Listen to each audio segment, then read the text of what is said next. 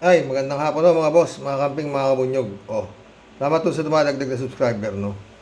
Buti na lang, maaga ako kahapon, ang lakas ho ng ulan, totoo. Ang tagal pa, lakas. Magbigay lang ho tayo ng ano rito. Baka ho, baka ho may matutulong tayo dito sa Quadcom, no? Kasi ho, nagbibigay ho sila ng pabuya na 1 milyong piso. Kasi namang makapag tuturo kung saan ang kinaroroonan ni Mary Grace Piatos, no? Fictitious name ang gumamit ng Confi funds. Oh, ayan. Kala ko Mary Grace Chingsay, diyan lang ho sa amin, malapit lang. Ang hipag ko, Mary Grace Chingsay. Ito Piatos eh. Pakinggan ho natin itong mga congressman natin. Na mag-produce ng 1 million kung sino man ang makapagbibigay, no, ng impormasyon patungkol kay Mary Grace Piatos at least para maka-attend siya sa hearing. Kung si Napoles, 60 days niya naubos yung pondo, ito, 11 days lang, no? Nakita naman natin ngayon yung pag-iwas, no, ng opisina ng Office of the Vice President, ni Vice President Sara, sa accountability and transparency kung paano nila ginagamit yung pondo. So, paano pa natin sila pagkakatiwalaan? Si Presidente po ang tatakbo ulit? Si Ex-President Duterte? Good luck po. God bless.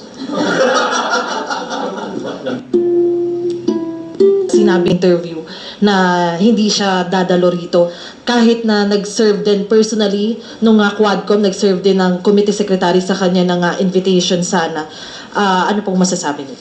As the Vice Chairman ng Blue Ribbon Committee, nakakalungkot nga na hindi pupunta ang ating Vice President dahil marami siyang dapat na ipaliwanag, no, tungkol doon sa mga nangyayari. At syempre kailangan ding umattend yung mga pinatawag ng House.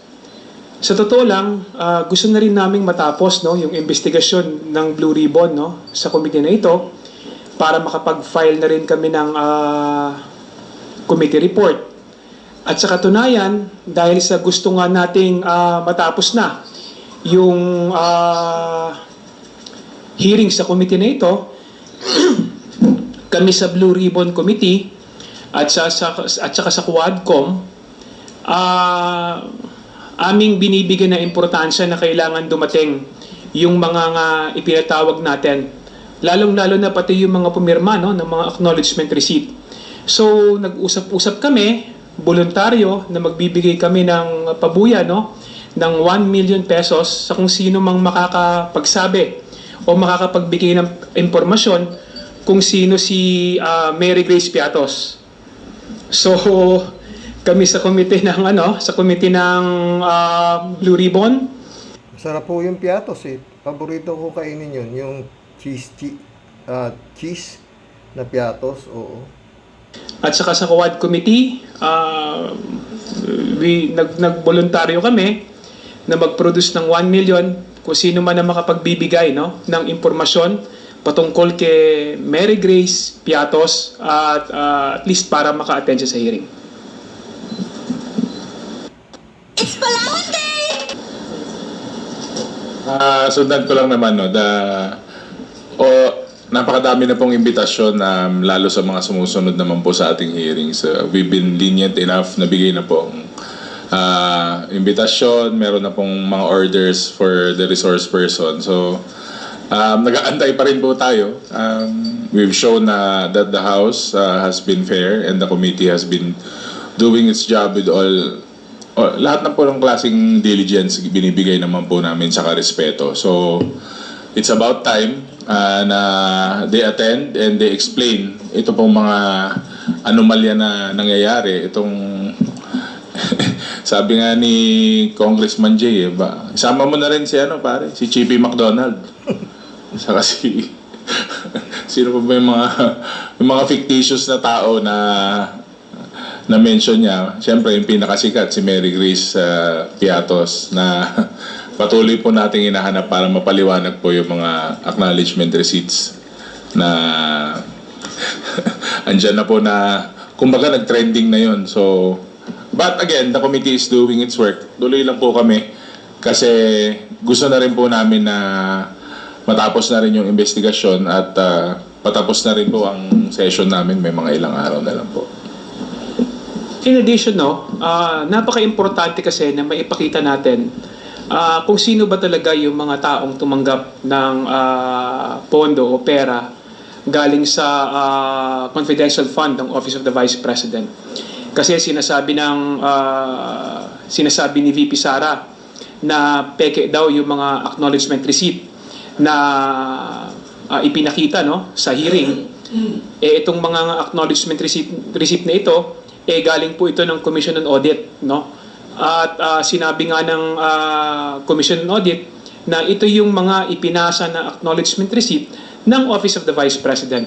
So paano mo sasabihin na ito ay mga peke? Ang pondo ay nagastos ng 11 days. Mas ano pa yan, mas mabilis pa. Sabi nga natin, kung si Napoles, 60 days niya naubos yung pondo, ito, 11 days lang, So, kinakailangan talaga natin, yan yung kahalagahan na malaman natin kung ano yung katotohanan at napaka-importante na yung mga tao mismo na tumanggap ng pondo, pumirma sa acknowledgement receipt, makausap din at Ibig sabihin, yung Mary Grace Piatos, mga boss, may pirma. Kaya hinahanap nila, asa na yung Mary Grace Piatos? Acknowledgement receipt, pangalan, Mary Grace Piatos, may pirma.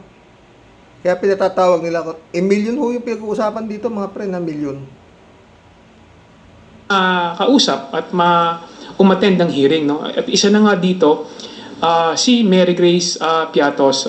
Kaya nga nag-usap-usap kami ng mga miyembro ng Quad at saka ng Blue Ribbon para mag-come up ng 1 million para ibigay kung sino man ang may alam ng kinaroroonan ni Mary Grace Piatos. Mga friend, baka kilala ninyo, yung mga subscriber ko, 23,000 ho kayo mahigit Kung meron hong 1 milyon para kay Mary Grace Piatos, baka nandyan lang ho sa tabi-tabi nyo, mga boss. Pero hindi pa ho kasama si McDonald, Piatos pa lang ho tayo, Piatos. Oo. Opo. Quick follow-up lang po about dun sa good government hearing. May balita rin po ba kay OVP Chief of Staff Yusek Zuleika Lopez? Kasi sa letter niya ang kanyang balik November 14. Are we hoping na sa next hearing natin ay makakadalo na siya? Do we have a new invitation na sent to Yusek Lopez office? Yung reply letter naman niya nandun na she indicated na she will be back sa yung oras na na-mention mo, sa 14. Pero kailangan niya pong i-honor yon kasi napakahalaga niya po sa mga hearings na to, Kasi siya po ang nagre-release mas marami po siyang masasagot na importanteng mga katanungan and hopefully she would shed light dito sa mga anomalya na nahanap po ng Good Government Committee. Salamat. Ang balita ng committee is dumating na siya. Actually, November 14, ang balita ng ating committee, dumating na siya. So, ini-expect natin sa Wednesday, attend siya. Dahil nga nakatanggap na siya ng subpoena, So, ini-expect natin na susunod siya sa invitation ng komite at magpapakita na at least para magbigay linaw patungkol dun sa paggastos ng Office of the Vice President ng kanyang confidential fund. Thank you.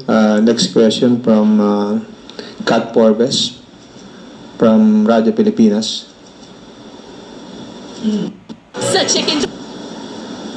Sirs, good morning po.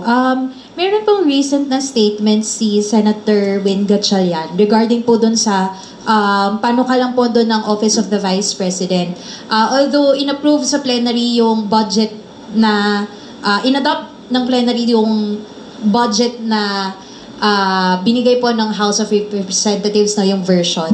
Plano daw po nila na dagdagan daw po yun dahil marami daw pong humihingi ng tulong sa Vice President and yung dagdag na pondo na yun is gagamitin po pantulong naman daw. So ano po yung reaction ninyo doon? Hindi ko alam, parang paiba-iba yung statement kasi before they told the House na Ay, nako mga boss. Alam niyo mga friend, no? Yung nga, plano raw dagdagan na Senado, yung 730 million na binibigay ng Kongreso, no? Dahil nga, sumipot na si Sara Duterte sa Senado. Dati, nung hindi sumisipot, as is, kung ano yung sinabi ng Kongreso, yun din ang, ano nila. Kasi walang Sara Duterte na sumisipot eh. Yun nga naman sabi ni Sara, bahala na kayo kung ang kano bigay niyo sa akin, biglang sumipot. Kaya nung sumipot, kamayan sila, yung mga senador, kamayan. Pati si Gatchalian, nandiyan, alam mo, masisira itong Gatchalian na to eh. Kasi, ang sinasabi naman ni Sara Duterte, mga ramang humihingi daw sa kanya ng tulong. Bakit? Alam niyo, ang hirap pong isipin ha. Mga pangbili raw ng ataol, mga ganyan, panggamot, anak ng puting ng... Malabo pa ho sa tinta ng pusit yung sinasabi nito Sara Duterte. Paulit-ulit no. Ngayon lang ho ako nakakita ng ganyang klaseng Vice President ng Pilipinas, no. Meron ho siyang 34 safe house na 16 million ang halaga na ibinabayad sa loob ng 15 days o 11 days o 11 days. Meron siyang ilang satellite office niya na ewan ko dito, meron yata eh. Pagtatanong ko ho yan kung ano nga ho ang tulong na nakukuha dyan. Kawayan lang ho yata eh. Malapit lang. Tatyagain ko na kung ano ang tulong. Kasi sa totoo lang mga friend, no? Yung mga sinasabi nitong si Sara Duterte na mga lumalapit sa kanya ng tulong, ngayon lang ho nangyari yan. Sa kasaysayan ng Pilipinas. Kasi meron nga hong DSWD. At kung sa barangay, eto ha, kunyari dito sa barangay namin, meron ho kaming barangay captain eh. Pag may problema ho, barangay captain ang pinupuntahan ng mga sinasabing nasa mababang laylayan. Yan ho hindi ho ito peke. Kung merong tawag dito, namatayan, na walang-wala, tutulungan ho ng barangay kapitan yan. Manghihingi ho ng abuloy sa mga taga-barangay. At kung kukulangin pa ho, pwede ho pumunta sa LGU. Pwede ho pumunta sa Office of the Mayor. Office of the Vice Mayor. Napakarami hong lalapitan. Bakit kailangan po kakatuka doon sa Vice Presidente, makakarating ka sa Vice Presidente? Meron pa hong kongresista, congressman na pwede hong lapitan. At nagagawa naman ho ng remedyo. Kung ano mang kagipitan meron, itong taong nasa mababang laylayan. Meron nga ho dyan eh. Nabibigyan pa ng trabaho eh. Maski mga taga-walis-walis ng karsada. Para lang ho magkaroon ng hanap buhay. Meron ho yung tupad. Ano pa? Marami hong tulong eh. Nakagaya lang nitong sinasabi nitong si Sara Duterte. Yung magnegosyo taday. Libreng pakain ng tinapa. Anak ng pating ano yan? Tapos dadagdagan yun ng 600 milyon. Senado. At yan nga, nakatihaya na sa mata ng mga senador kung ano ho ang nakita sa Kongreso. 24 senador, ang mga kongresista mahigit 200 yata yan eh. Ibig nyo sabihin, mas paniniwalaan ninyo yung ibig nyo sabihin, itong nakikita ng mga kongresista, para sa inyo mali yung ibinigay ng kongresista na sapat. BP Leni Robredo, magkano lang, hindi pa nga yata nakahipo ng, ewan ko kung umabot na 700 million ng budget ni BP Leni. May 500 million, may ganun lang. Ito ang hinihingi, 2 billion mahigit.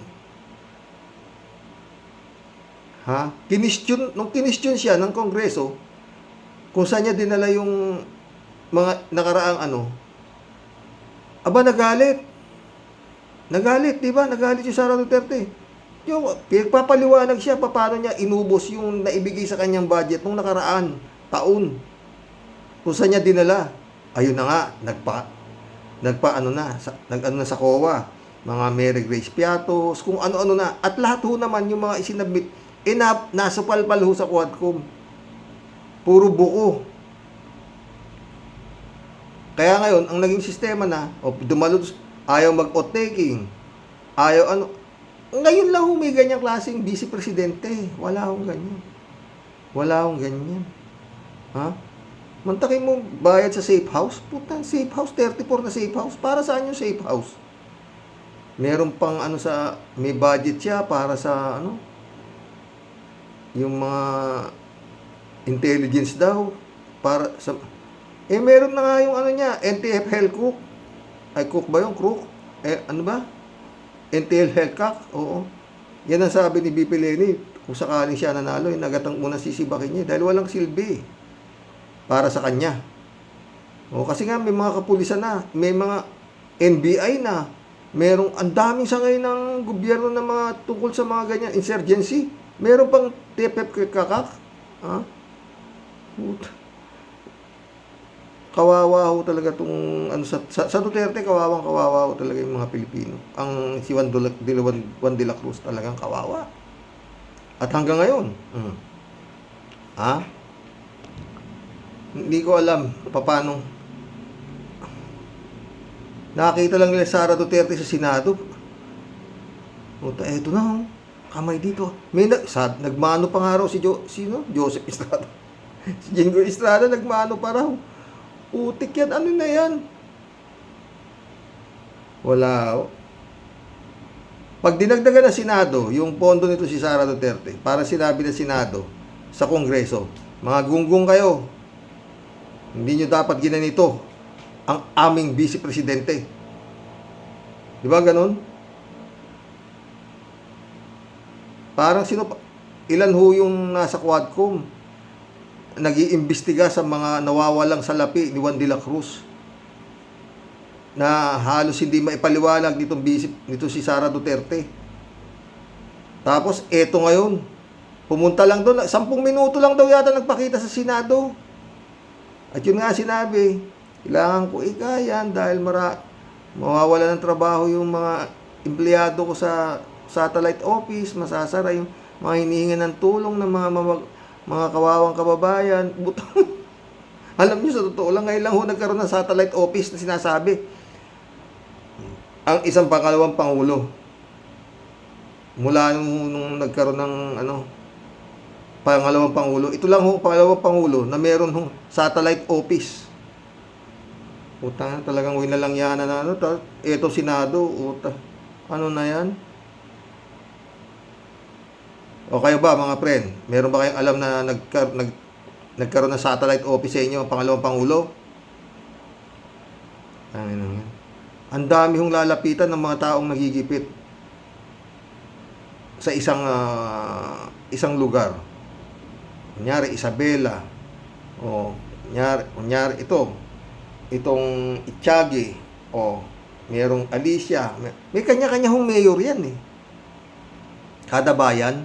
Nahanda naman, ano lang ba naman ang sinasabi ng bayan? Kada magkakampanya yung mga mayor, konsihales, tutulong kami sa inyo, kayo mga mahihirap naming kababayan, hindi namin kayo pababayaan. Yan ang salita ng mga yan.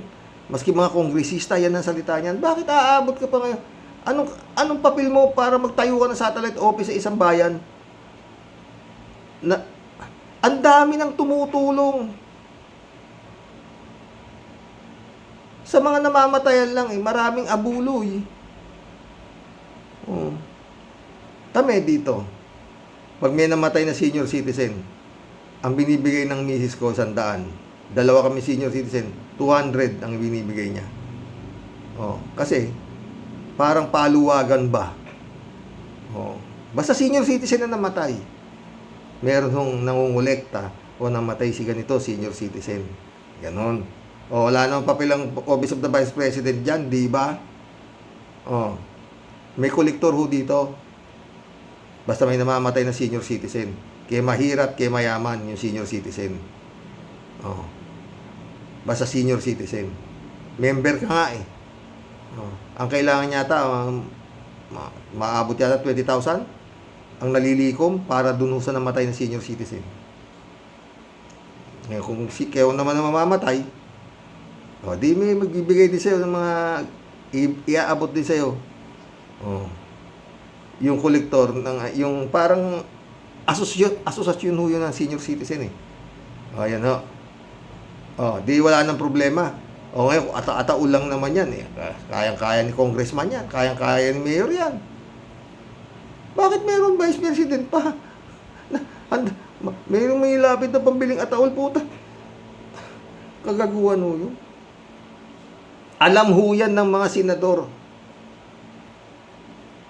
Bakit anong 600 milyon? Ganun ho di ba?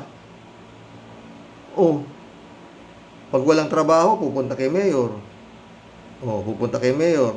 Magpapasok ng trabaho. Kasi tutulungan ng mayor. Bigyan ng trabaho, street sweeper, o whatsoever. Hahanapan. Di ba? Ewan ko. Pag merong may sakit, meron namang klinika dito. Ako, doon ako pumupunta. Kumuha ako ng vitamin ng apo ko o pang high blood, kukuha ko doon. Libre yun. Nakakakuha pa nga po ako minsan pag meron yung mga binibigay na insulin. Libre din. Ano?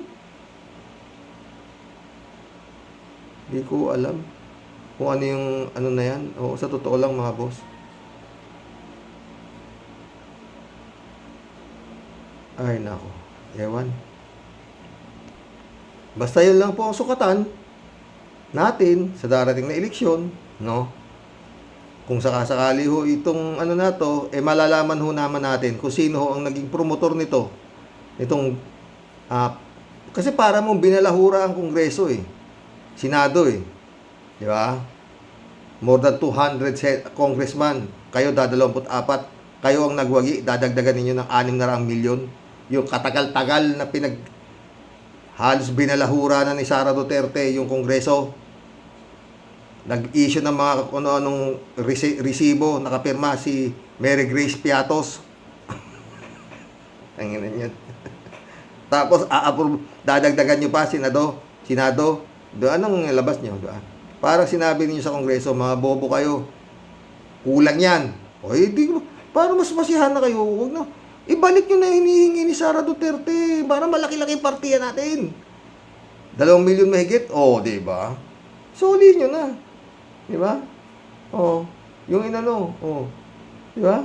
Ito, mahiya naman kayo. Mga senador, di nyo yan pera.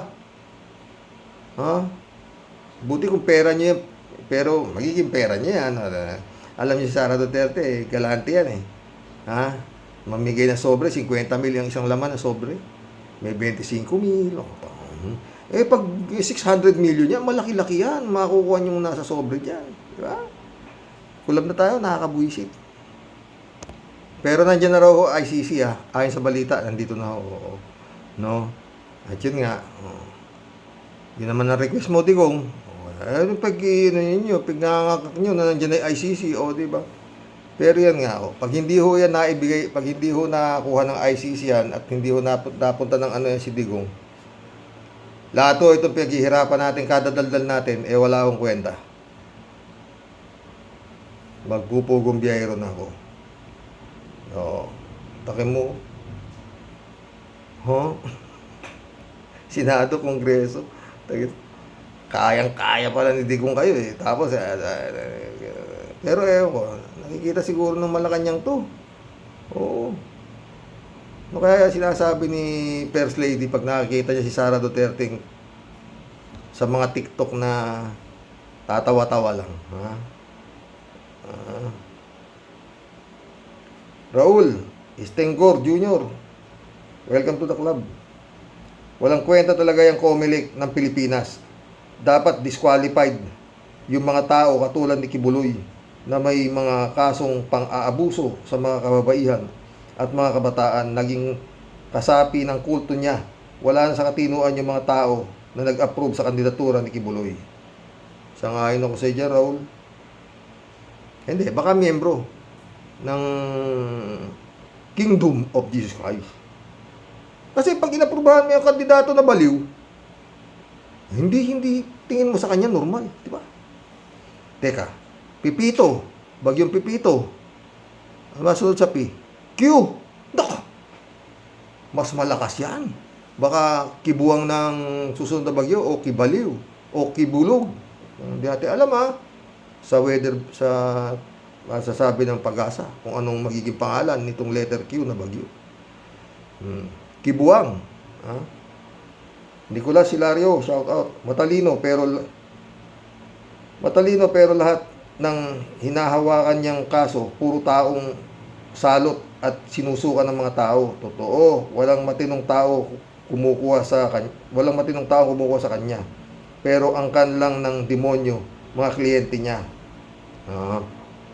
Naalala ko yan. Sino ba yan? Si Pacquiao? Ay, si Pacquiao. Kalat ni Baya, shout out.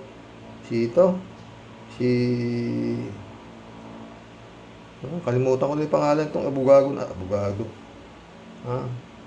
Shelly Jaser, shout out. Kala ko ba, Karox, galit si Duterte sa mga rapist?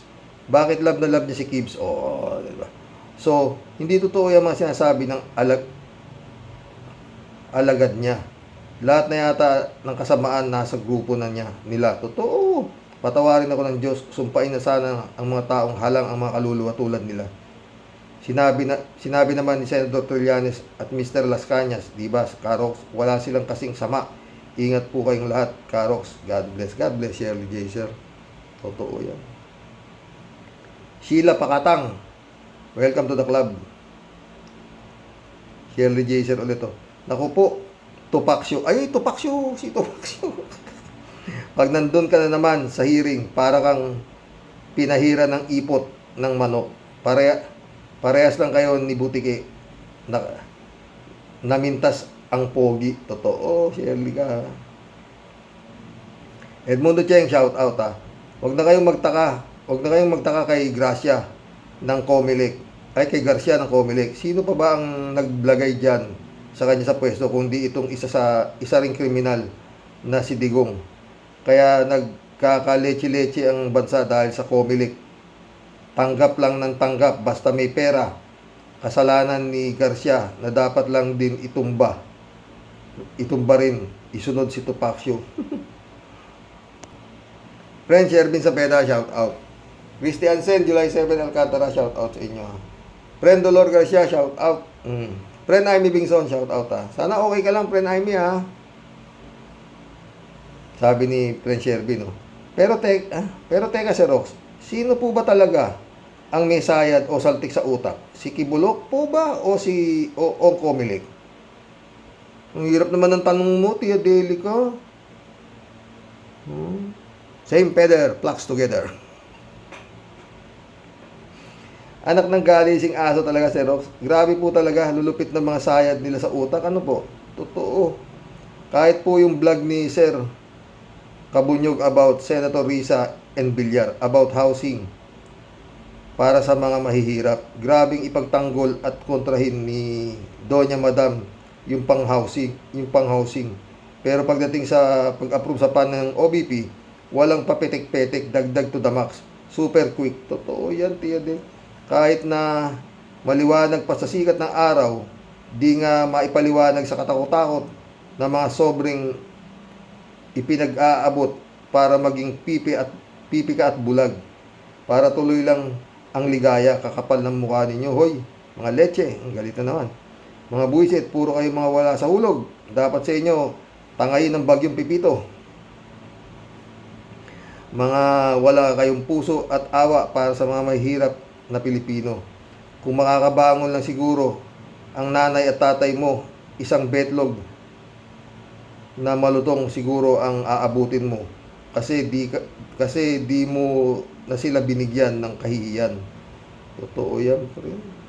dahil sa mga kapalpakan na pinagagawa mo. Sayang naman yung ipinaglaban ng yumaong susi. Ang sinungaling daw ay kapatid ng magnanakaw. Para sa'yo yata, Madam Po, dumapo yung pakikibaka at malupit na sigaw ng yumaong Mami Susi. Si Susan. Susi, hinanaan ko, friend, serving ka. Nasa ng hustisya, Madam Po? Di mo na alang-alang ang pangalan ng Po na nirerespeto at ginagalang sa isang iglap, binura mo na lang ng paganon. Totoo. At nabalahura ng di mo pinaglaban at iningatan. Sayang ang pangalan dala-dala mo at ipinagkatiwala sa iyo. I'm sure parehong malungkot sa kabilang buhay ang mga tinuring mong magulang na nagpalaki sa iyo dahil hindi ka para sa taong bayan, lalong-lalo na para sa mga mahirap. Pero tandaan mo, Madam, ang lahat ay may katapusan. Ang napakapangit na imahe mo ang iiwan mong tatak sa taong bayan dahil the end is near. You are now facing the final curtain. Totoo yan. Sa butuhan darating, never again to remember your name. Totoo yan. Friend, serving ka, ha? Kahit tumakbo pa presidente yan, no? Manchurian candidate pala ni Digong. Patay tayo dyan. Federico Mandak, shout out, ha? Mga Honorable Quadcom, napanood nyo na ba itong interview kay Topacio? Durog kayo lahat. Lahat ng insulto binato sa inyo. May pasaring pa kay Senator De Lima at Kong Ministro. Challenge lang sa inyo. Kaya nyo bang salagin itong si Topacio? Yan ang tanong, Federico Mandak, di ba? Bukas. Federico ulit, oh. Ewan ba sa Comelec? Bakit hindi disqualify ito si Kibuloy? Malinaw na may diferensya sa isip ito. Totoo! Baka naman pera din ang gumalaw dito. At itong matindi, full support pa yung best friend niya. Ikakampanya pa daw niya. Good luck, Philippines. Talaga. Ina. Napapamura ka, Federico, eh. Jerry De La Rosa, shout out. Pareho nang may tama sa utak ang dalawang yan. Kakapentanil. Marilo Pabianak, shout out, ha. Happy Sunday po tayo sa mga ka-warriors. Puro may saltik ang mga nasa gobyerno. Kabilang na itong Comelec. Ang dinidisqualify yung talagang may kakayahang maging senador at malinis ang record. Pero itong mga may hinaharap na kaso, pinapayagan. Kaya ano pong maaasahan natin na tunay na pagsulong ng ating bansa? Sulong ba kamo? Kakatawa naman, nak, ha. Atras pwede. Kung ganitong klase yung makakaupo muli sa gobyerno. What a shame. God bless us po tayo sa mga warriors. God bless Marilo Castro. Si Malu ulit, oh.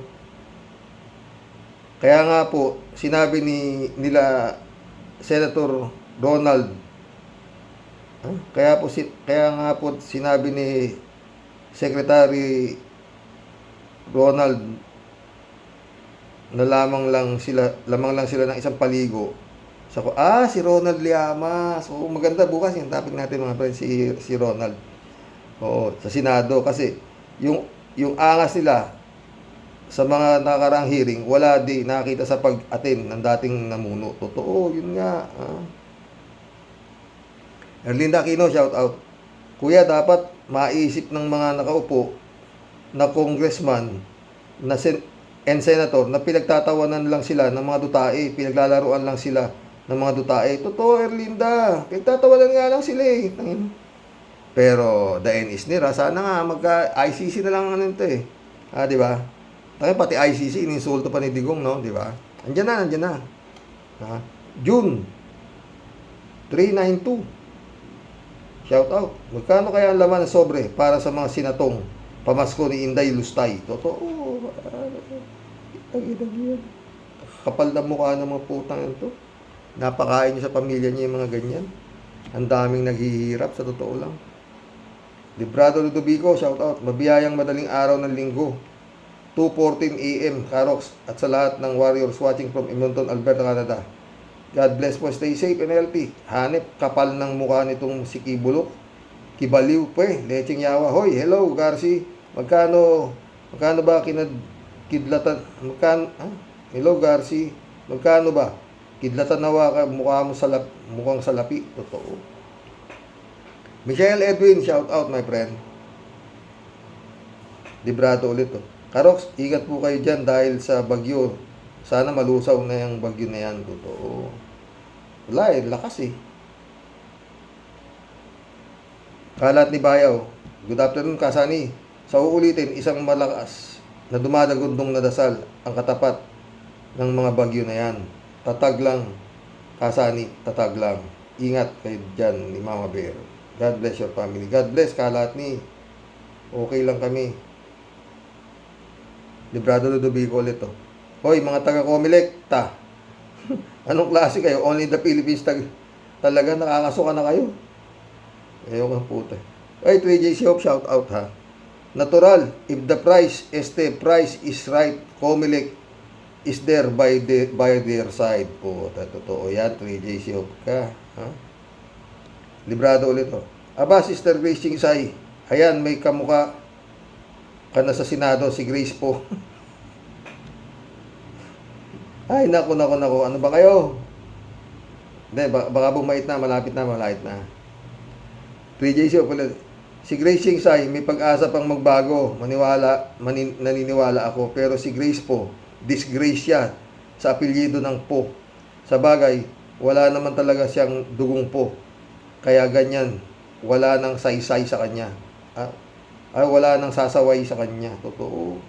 Siguro nabubuhay lang Susan Roses, hindi magkakaganito. Alam mo, tumakbo pa presidente yan, di ba?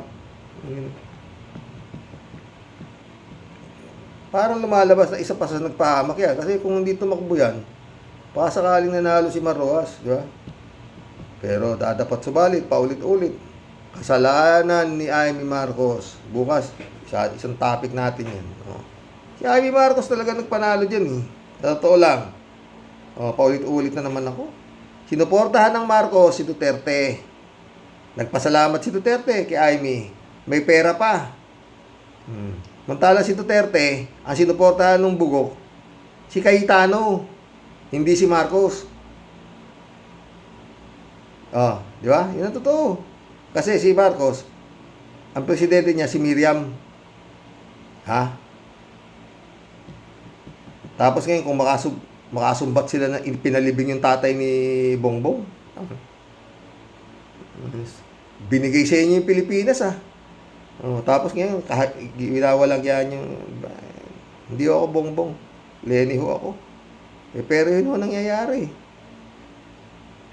Chupista Bunao, good evening po kuya at sa mahal mo po sa buhay at sa mga ka-warriors. Topak show, may tama ka na naman sa punto sa mga quadcom na parang tila naman sila ay tameme sa amo mo, pero hayaan mo na ICC na lang ang bahala sa amo mo. Totoo yan, Chupista. 3JC po. Xerox, ang aga mo naman atang nag-vlog. Anyway, tungkol kay Diggs na naman gusto daw idemanda si Trillanes. Aba, maganda yan. Hindi kayang takutin ni Diggs si Trillanes sa mga ganyang demanda. Sira nga ulo niya si Digong.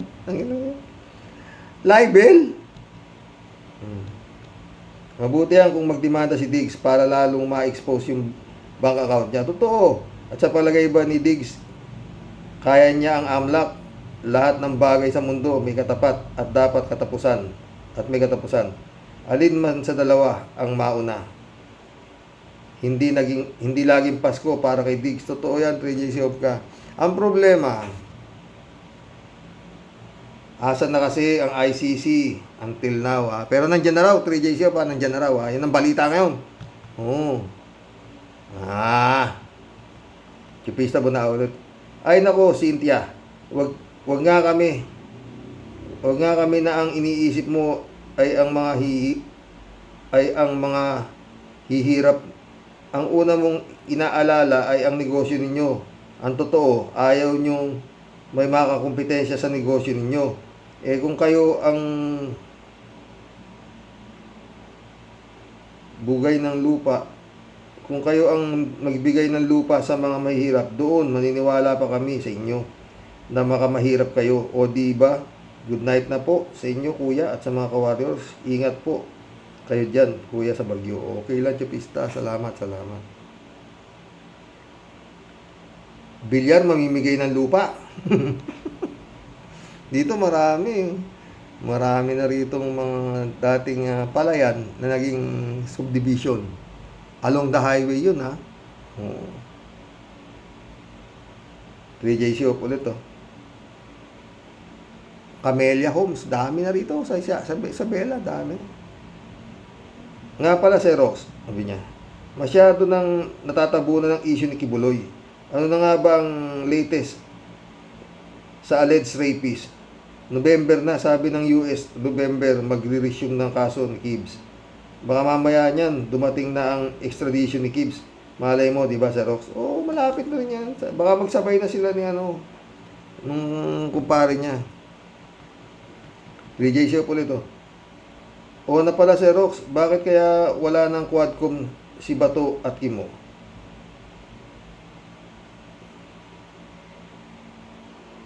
Ko. Kala ko ba sasamahan ni Bato si Diggs pag dumalo sa Quadcom? Anyari? Baka ituro na naman siya ni Diggs doon na yan yung isa yan sa mga commander ng death squad. Patay tayo dyan. Nadala siya sa Senado, di ba? Tinuro siya, tinuro sa kanya. Mga sila, mga commander ng tawag dito. Death squad nga, oo. Diba? Parang ganun. 3JC po ito. Hi, Sir Rox. Sa bagay, talagang nag-aalala na si Bato sa kanyang predicament. Eminent na yan kay Bato. Maaring natatagalan pero darating ICC for Bato. Huwag niyang intindihin si Diggs. Sabi naman ni Diggs, sasampalin daw niya ang ICC. Hindi, sisipain. Kaya dapat si Bato, intindihin niya ang kanyang kapalaran with ICC. Totoo yan. At malaking kabaliwan pag hindi na ibigay sa ICC yung si Bato at yung mga kaso na yan. Ilang taon pinaghirapan yan tapos mananalo yung ikakasuhan ninyo dito sa Pilipinas. Yung si Duterte. Paano pa si Bato? Hindi nyo kakasuhan si Bato ngayon, si Duterte lang. Malaking kabaliwan yan. Rodelia Alpilor, hello po, Sir Rox, at sa mga kabosing. Tama po, Sir Rox, may saltik din ang Comelec, Sir. Bakit pinayagan ang katulad ni Kibulok na manyakis na yan? Kitang-kita na mga ginawa niyang kasamaan, pinayagan tinanggap pa ng Comelec. Baliw na talaga ang mag-amang yan. Lalo na sa kasakiman at masahol pa sa tuko kung makakapit. Ay, Sir, abang-abang tayo. Ingat po tayong lahat and God bless po. God bless, Rodelia. Ayan talaga, abang natin. Danilo Constantino, shout out. Parehas lang naman na may sayad sa utak ang dalawang yan. Duterte Ning at saka si Kibulog. Ibaliw. 3JC ulit, oh. Alam mo, Sir Rox, lagi na lang katwiran ng mga walang hiya na kesyo, hindi korte ang Senado, Kongreso, hindi naman sila investigador. Tama, hindi nga korte at Senado at Kongreso. Pero nag-iimbestiga sila hindi para malaman kung sila ay may kasalanan o wala. Nag-iimbestiga ang Senado at Kongreso para magawa ng batas o baguhin ang umiiral na batas. At hindi lang yan. Higit sa lahat, ang may investigasyon na yan ay may kapupuntahan, ang ICC. Totoo. Kaya takot ang mga DDS na maisalang sa hearing o hindi naman pala korte ang Senado. Bakit ayaw umatin si Bato? Anong kinatatakot niya? Di naman siya huhusgahan. Di naman siya paparusahan. Di naman siya ikukulong. Liban na lang kung i-contempt siya. Totoo, di ba, Sir Rox? Kasi alam ni Bato at ng mga walang iya na may kapupuntahan ang mga investigasyon na yan. Totoo yan. Rodelia Alpilor ulit, oh. Isa ring gagong abogado din yan, Sir. Tama po kayo. Ala pang pinanalong kaso yan, eh. Kasi naman, puro makasalanan din ang ipinagtatanggol niya. Ay, Lord, patawad po. Totoo yan, Rodelia ka, ha? 3J Siop ulit, oh. Umaten si Diggs sa Kongreso kasi ang lakas ng loob niya na abogado siya at naging presidente siya. Kaya kahit paano, may ilag pa rin na mga kongresista. Alam ni Diggs paikutin ang batas kahit umamin pa siya na 100 beses. Kasi alam niyang makukulong siya. Gusto pa nga na makakulong siya dahil magbilang naman yan o kaya ma-house arrest for humanitarian reason. Then ligtas na siya sa ICC. Yun nga. Pero Sir Rox, sabi nga natin, matalino man daw ang matching na si Digong, mapaglalangan din. Ang talino ni Digong pang local lang, pang Pinas lang, o kahit medyo pang international din. Pero ang ICC, di niya mauutakan. Ha? Tatagalan at naiinip na tayo kasi nagbago ng isip ang ICC na instead of probable cause, teka, nalimutan ko ang proper words na sinabi ni Enzo, kundi ang gusto ng ICC, evidence at tiyak na makakapagpakulong kay Diggs. Kaya mga kababayan, tuloy lang ang dasal natin para madakip na yung Digong na yan. Konting hintay pa. Totoo yan, 3J Siop ka. Tsaka laking katarantaduhan talaga yan pag yan nakalusot dyan. Oo. Elizabeth Iscare, shout out. Good evening, Sir Rox. Ibang klase talaga ang Comelec. Siguro totoong nagko-collect sila. Ang dami sigurong pera ang nako-collect nila. Lalo na at si Kibaliw yun. Isipin nyo, pumasa siya para kumandidato. Baliw nga ito. At ganun na ba sila kabobo? Ang daming kaso nito, pati sa ibang bansa. At most wanted nga. Ay, nako, Comelec. Sila ang pangunahing may kasalanan kung bakit ganito ang ating gobyerno dahil dito kanila. Kasi nga, pera-pera ang laban. Hay, nako. Sabi nga lang nasirang Percy Lapid. Maski na tag-init. Pag malapit ng eleksyon, ang Comelec ay binabaha. Ha? Elizabeth Iscari ulit to. Bakit hinahayaan itong Quadcom na kayanin lang sila ng Digong na yan? Grabe ang kabastusan na ginawa nila sa mga kongresista dyan sa hearing ng Quadcom. Dapat itaas ng Quadcom ang standard nila na dapat silang igalang. Hay nako, kumilos dapat sila. At pinagtatawanan lang ng mga alipore si Duterte. Totoo, pinagtatawanan lang sila. O, di ba? Ito sabi ni Tupacio, pinaglaruan lang daw yung Comelec. Ay, ang Comelec. Ang Quadcom, ang Kongreso, di ba? Alberto Olaer, shout out. Aroke, paano kaya naging abogado si Digong Duterte? Pag umasta, parang astang lasinggero. Ang alam ko, ang abogado, hindi bastos karaoke.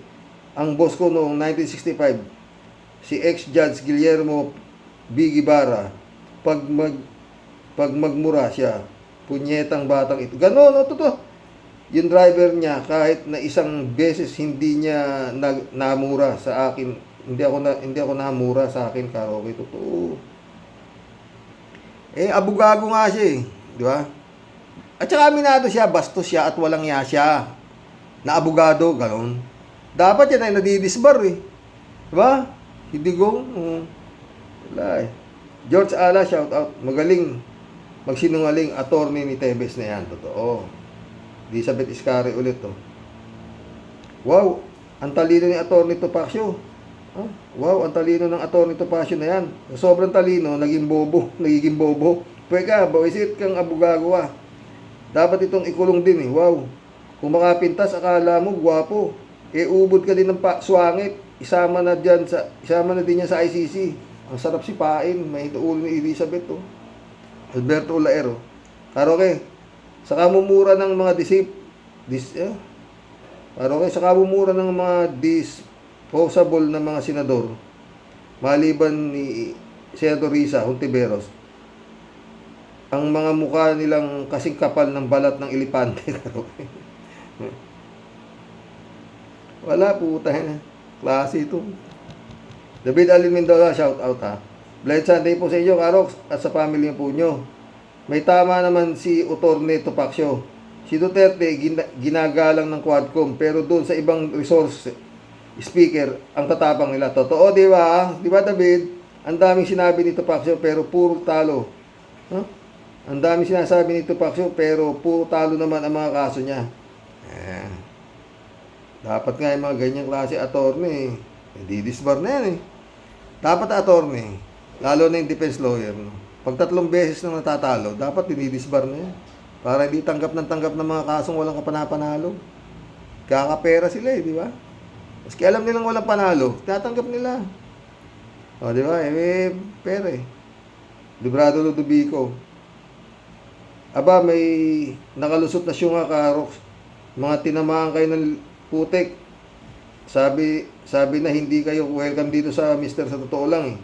Mga hinyango dyan sa mga hinyango niya diyan na lang kayo sa DD shit. Mga hunyango Kaya may isang tanga nakalusot eh. Ramon Valencia, shout out. Good morning night, bossing. Isa lang talaga ang tunay na senador ng Pilipinas. Yung lahat ay parang mga turuang aso. Totoo yan, Ramon.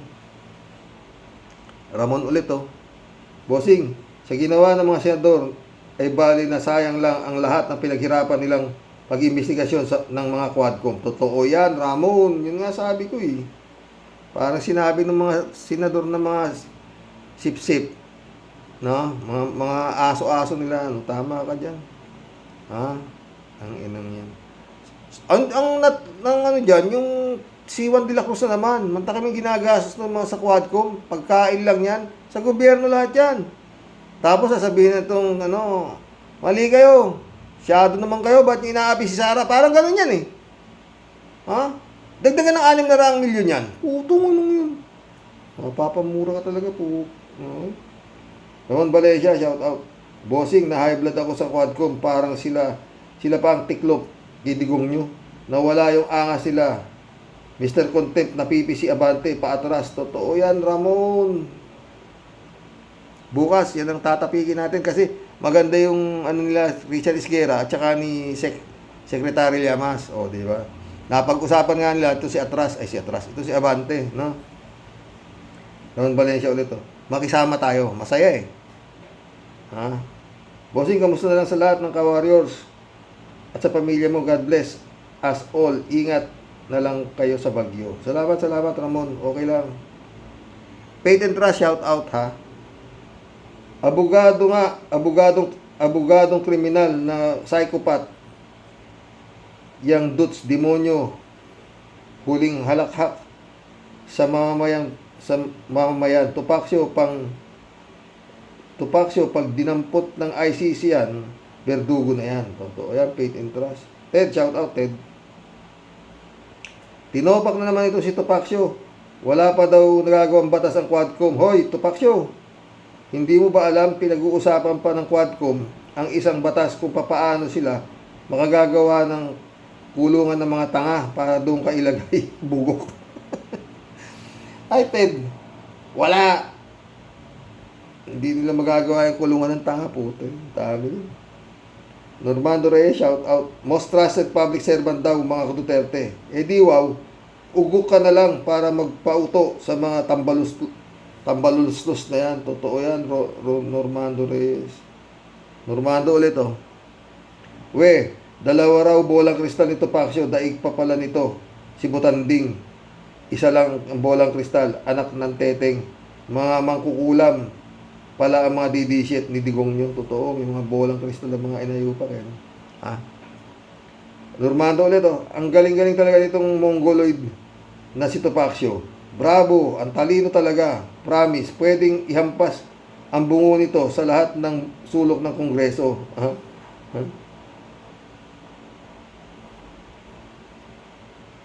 Pinoy C. Salt Bay. Welcome to the club. Si Digong, malapit na yang makulong. Interpol is coming. And ICC is waiting. Mag-antay lang ng konti. Si Kibulok ay kukunin na yan sa US by extradition. Mag-antay lang ng konti. Ayun. Pinoy si Salt Bay ulit Lenny Robredo for President, Lisa Ontiveros for Vice President in 2028. Sana nga magdilang ang Helga Pinoy. Lina Pamila. Lina Pamilara, welcome to the club. Tatak Duterte, kahit mga abogado, mga bastos. Totoo. Glenn Toldit, shout out. Wala naman alam, wala ring napanalo. Totoo. Mission accomplished mga boss. Hanggang bukas po muli. Ay nako. ICC na lang talagang huling ano natin to mga friend. Pag hindi ho binigay si Digong sa ICC, wala na. Pag siguro aabuti pa kaya na sa susunod na taon to. Masyado ng kumbaga sa ano to si Digong eh. Kumbaga sa prutas eh. Nabubulok na to eh, sobra na sa hinog. O, inamin niya na lahat. Mamamatay tao siya, walang hiya siya, bastos siya. Inamin niya na lahat. Siya pa rin ang hari pagdating sa Senado, tsaka Kongreso. God bless mga boss. Oy, pahabol. Shout out, Eman Escalona nak. Adorasyon di Maranan. Mirna Regalado, Eman Escalona. Magandang hapon po ulit mga boss.